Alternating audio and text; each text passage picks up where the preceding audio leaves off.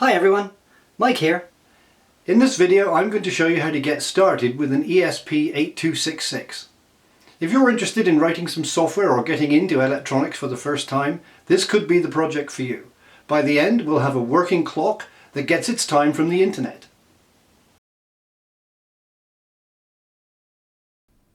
We're going to need some parts for the project. First and foremost, an ESP8266 module. This comes with Wi-Fi on a development board. Next, we're going to need a micro USB data cable, not just the power cable that provides power to your phone for charging. We're going to be hooking up a 4-digit 7-segment display, and this must be based on the HT16K33 chip.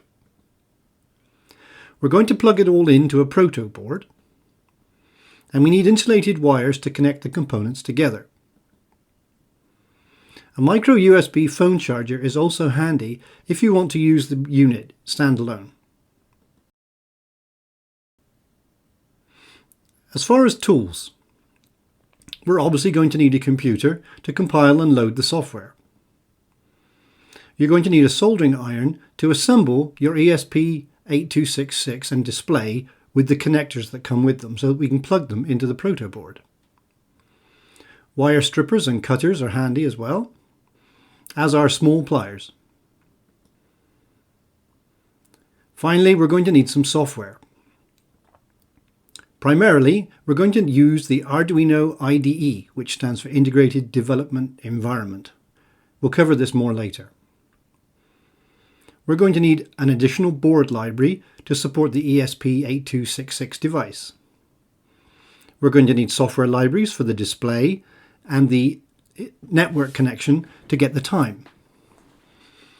And as you'll see, we also need a USB driver, not something I realized at first. Let's take a closer look at the hardware. For the ESP8266, there's a couple of resources I would recommend: Amazon and AliExpress. In either case, if you type ESP8266 D1 Mini Wemos into the search bars, you'll come up with plenty of options. Amazon is not at all expensive. AliExpress is even cheaper. This is a handy little board. It has a lot of functionality for a small space, included Wi-Fi, and it's ideal for small projects. It comes with 4 meg of non-volatile RAM, a micro USB connection for the power and the data, 1 analog digital converter input, 11 I/O ports, and it supports a couple of serial interfaces. You'll need, throughout the project, an understanding of the pinout of the device. So here's a picture for you. I2C, which stands for Inter-IC Communication, uses the serial clock and serial data lines. Power is supplied in through the micro USB port, and the 5 volt and 3.3 volt lines are both sourced from the board. They cannot be supplied externally. The analog to digital converter has an input maximum voltage of 3.3 volts. For the display, you can again use AliExpress or Adafruit, and this time we're going to search for HT16K33. Now this number is not actually the display itself, it's the device driver, the display driver. But it's important that you use this one because that's what the software we're going to use works with. If you go to Adafruit, you can see that you get it in up to 5 different colors, and we'll come to that a bit later on. Now we need a 4-digit 7-segment display. It doesn't have to be 0.56 inch. The I2C interface is provided by the HT chip, and you can use address options on these devices to plug in up to 8 devices, and I'll show you a picture later on where I have multiple devices running on the same I2C bus, so it's very pin efficient. For the Proto Board, Amazon.com or Adafruit. This is a full-size breadboard. You don't have to get a full size, but I recommend it because we're going to be expanding the project later on and you'll need more space. Obviously, a computer, laptop, desktop, whatever you've got to generate and download the code.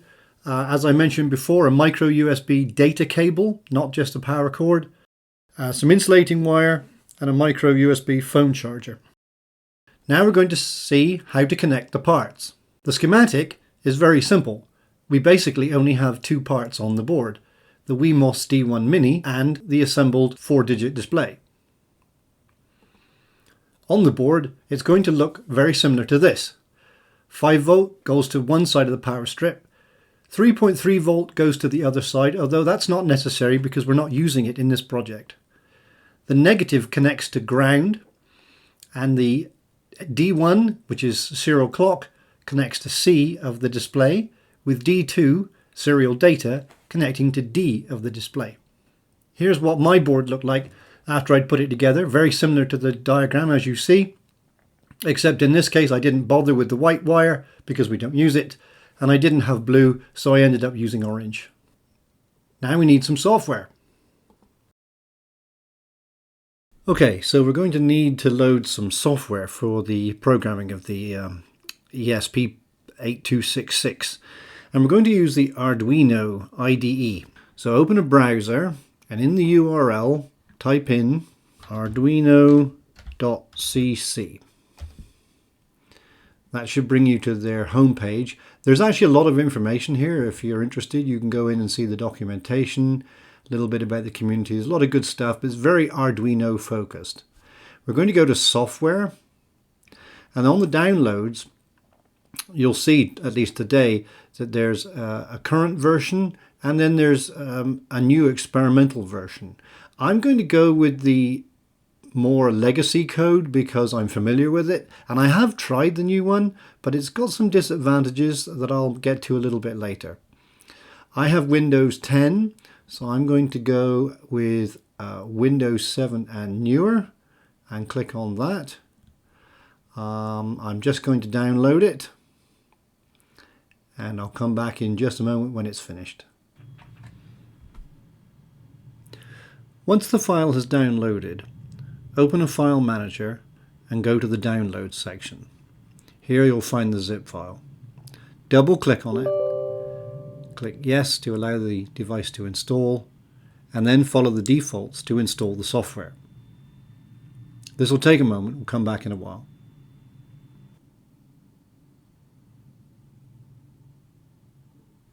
Once the installation is completed, we can close this window and the file manager.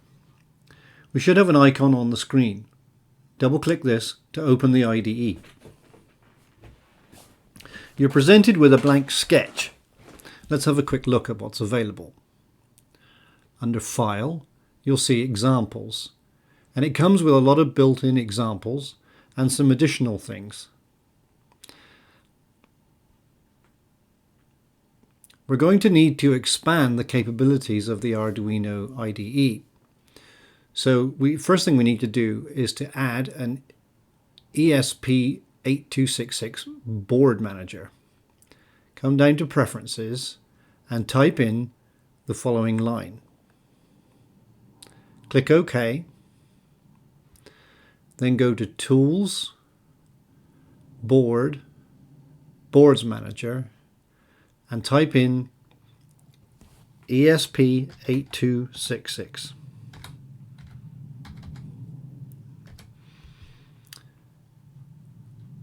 Click on Install since you don't already have this installed to get the library. Close this. Now we're going to need some additional libraries for the display and the interface to the web to get the time.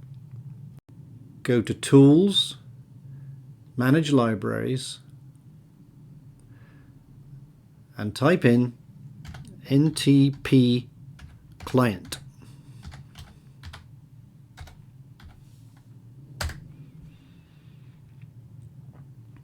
Install the top one that is by Fabrice Weinberg.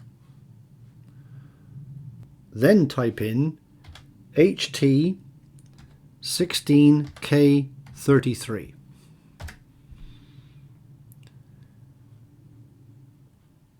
Install the library by Rob Tillard for the HT16K33 4x7 segment display. Close this. Now when you go back and look under the examples, you'll find under ntpClient, Advanced and Basic Examples, and further down, if you scroll down to the bottom, HT16K. There's a lot of examples here. We'll come back and try these out shortly. One more thing to do before we plug in our hardware. Go to Tools, come down to Board, and then select ESP Boards. And we're going to select Node MCU ESP-12E. Now let's plug in our hardware. Come back to File, Examples, and go to Basics and select the Blink example. This should be ready to go. So just click Upload.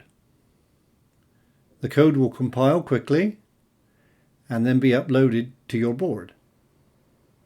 If all goes well, the LED should flash during the upload process and then connect, and eventually the LED will flash on and off at a rate of 1 second as dictated by the code. This delay is 1,000 milliseconds, so it waits for a second, turns on, waits for a second, turns off, and goes around this loop continuously.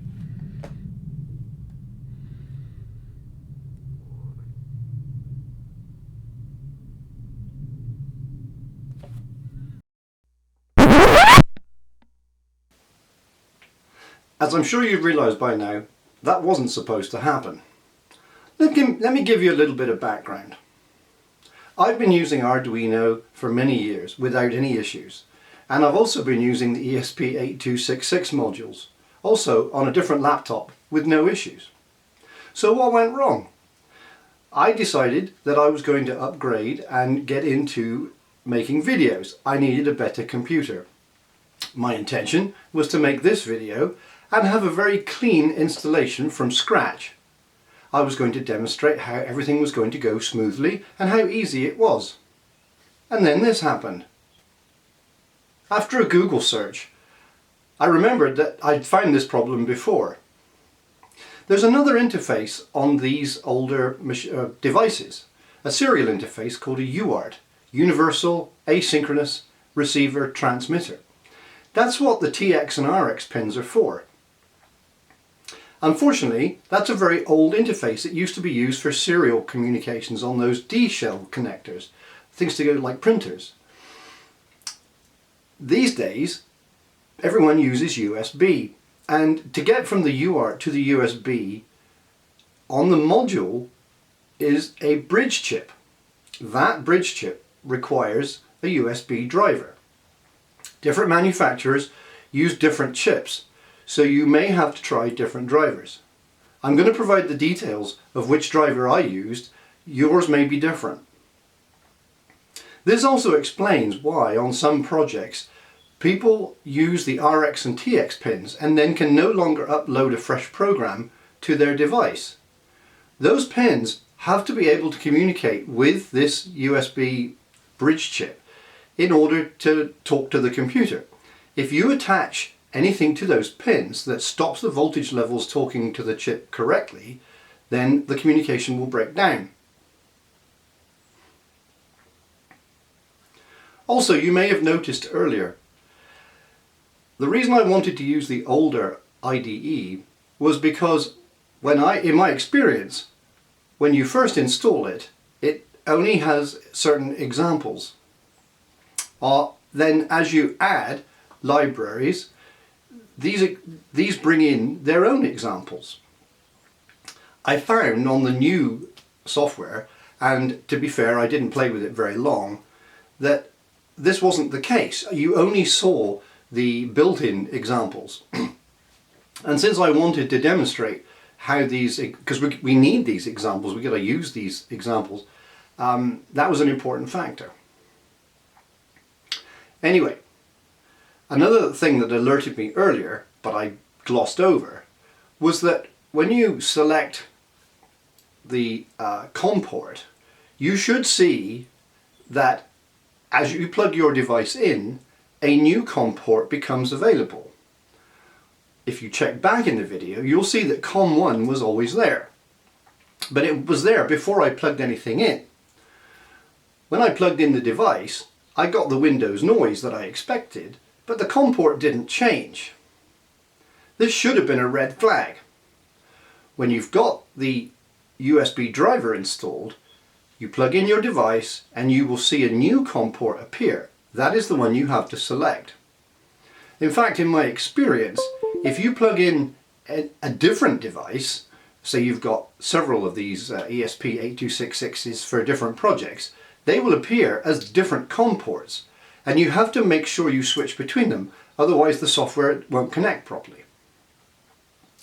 Anyway, with the USB driver installed, everything is now working fine.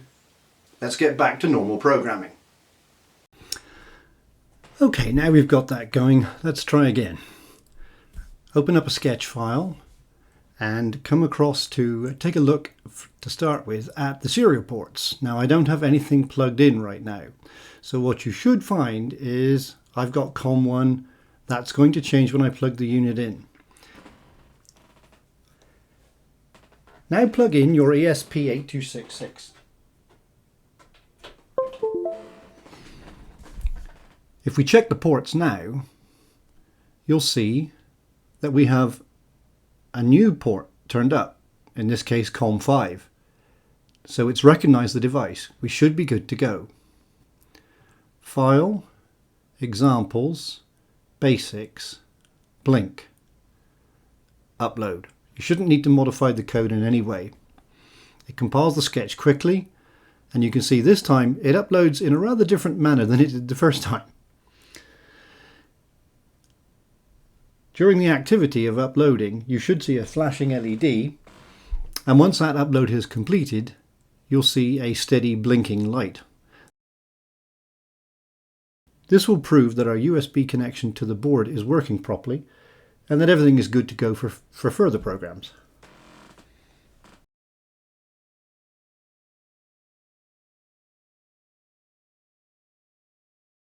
Now that we've got Blink working, let's try something a little bit more adventurous.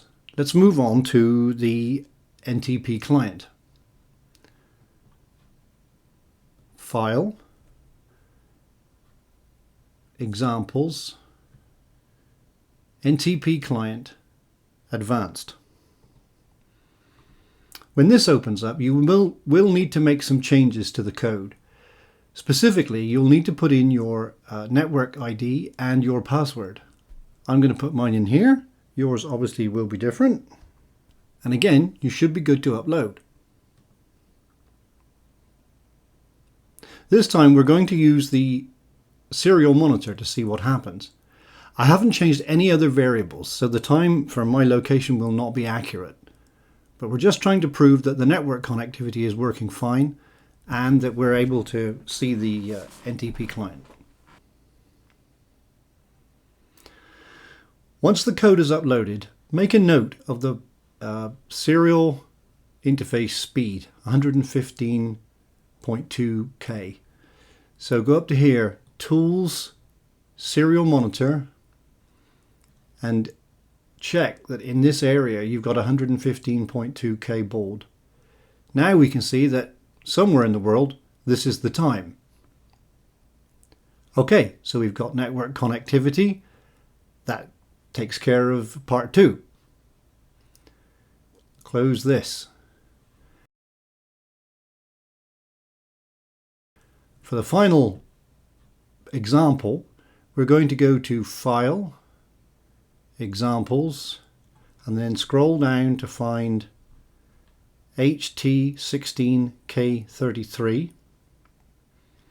Come up to Demo Display Time, and again, the only possible thing you may need to change here is the address. If you have a display when you haven't changed the address, it should be 70. But if you've modified the address through the jumpers on the back of the board, this could be anything from 70 to 77. There's 8 possible addresses. So just go ahead and upload this.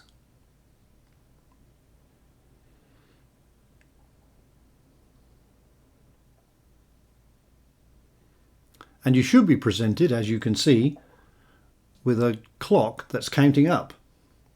This demonstrates we've made the connections to the LCD display correctly. We've got the right address and we're good to go there. Now we need to combine these two files to get the correct time and present that to the display. It's time to put everything together and complete the clock code. Open both the examples we have looked at so far, Advanced on the left and the demo display time on the right.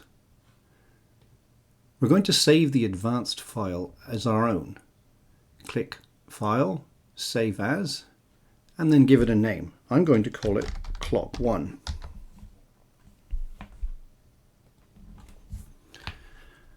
We're going to keep most of this file and bring across parts from the demo display time. Let's start by bringing over the include statement at the top. Copy it here, paste it there. That's done. Next, because this was the example, we still have to change the network credentials. Now we're going to add some lines of our own. You'll see why in a moment. Const, which is constant, long, UTC offset in seconds equals, and then this is just a calculation, 7 hours times 60 minutes times 60 seconds. Don't forget the semicolon on the end. We're also going to add a counter, integer, I equals 0.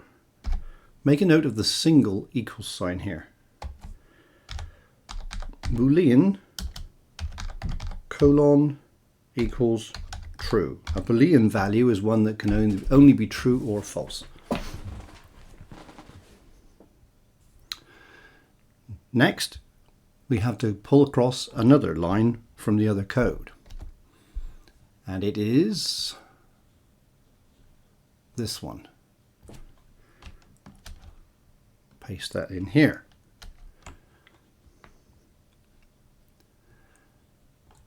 Now we come down to the section where we're dealing with the time. We're going to change the server, because I'm in North America, I'm going to change this to North America rather than Europe.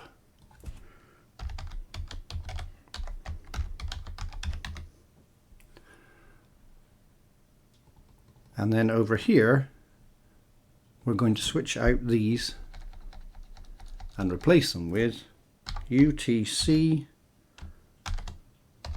offset in seconds.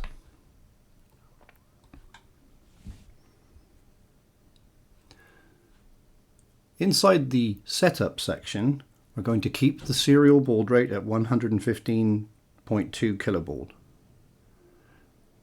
We're going to pull across these sections, these 4 lines, and add that there.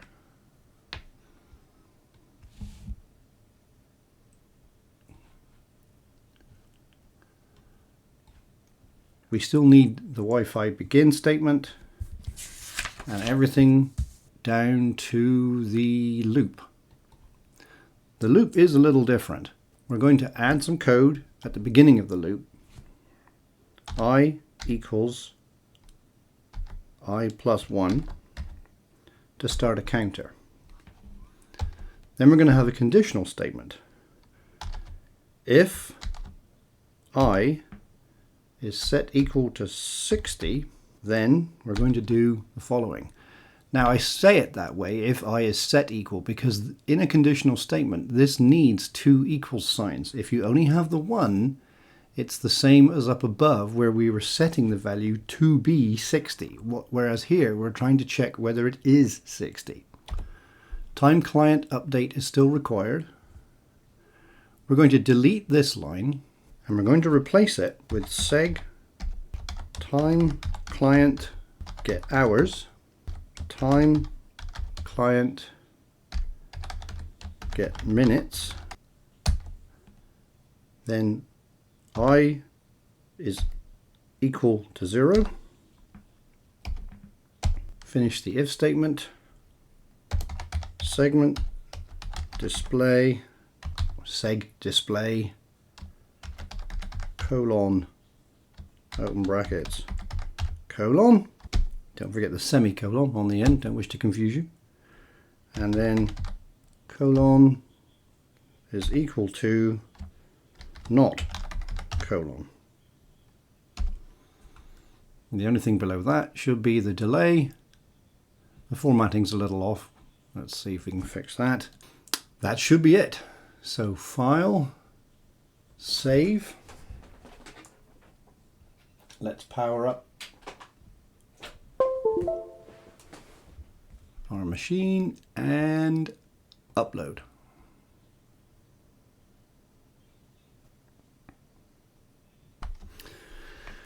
Well, here you can see what happens if you omit a semicolon. As you can see, I forgot this one here. And the error comes out, expected semicolon before Wi-Fi. And it even shows us the line where it is. So we'll correct that and we'll upload again.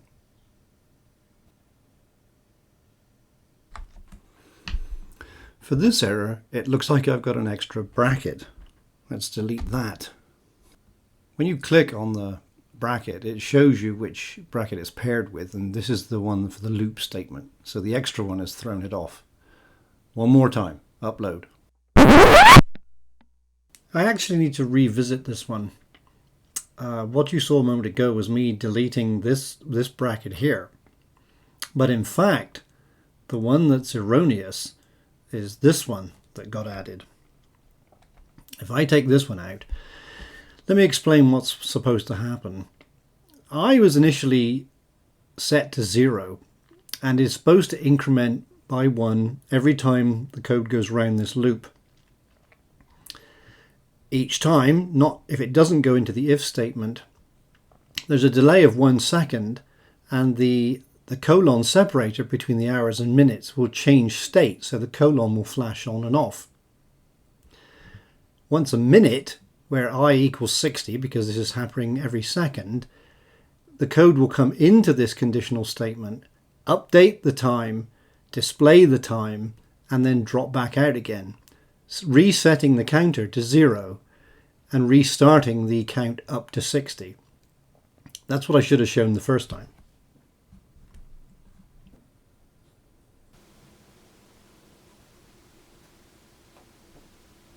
And there we have it.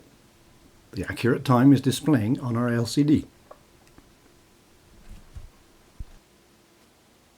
Well, that just about wraps it up for this video. We've put together an 8266, learned how to get some software into it, and made a clock that keeps time from the internet. It's a basic project. It has some shortcomings. It could definitely be improved, and we'll look at that in the next video.